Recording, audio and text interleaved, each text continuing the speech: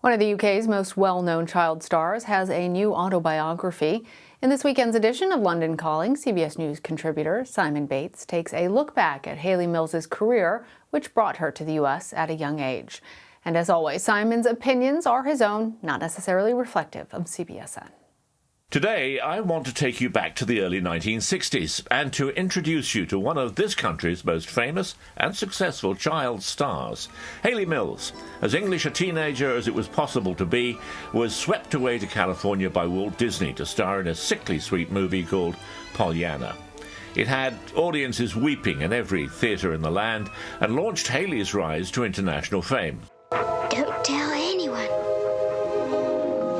It's wonderful to be so rich, isn't it? But in 1961, she came back to England to make a modest, down-to-earth black and white movie, one which has grown in popularity throughout the years. Whistle Down the Wind tells the story of a group of children who find a bearded fugitive in their barn and think he's Jesus Christ. The movie was filmed in a rather remarkable village in the north of England called Downham.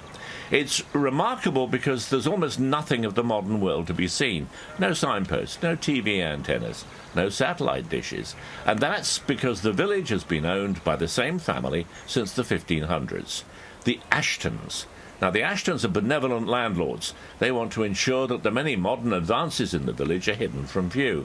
And because they own the place, what they say goes. Naturally, it has its own church, where if you fancy, you could even get married. And Downham is still used as a rather unique movie location. But what of Hayley Mills, that child star, who filmed here 60 years ago? Simple.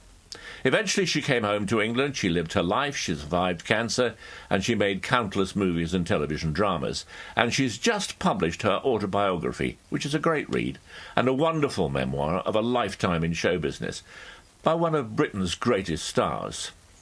That's London Calling for today. This is Simon Bates for CBS News in Devon.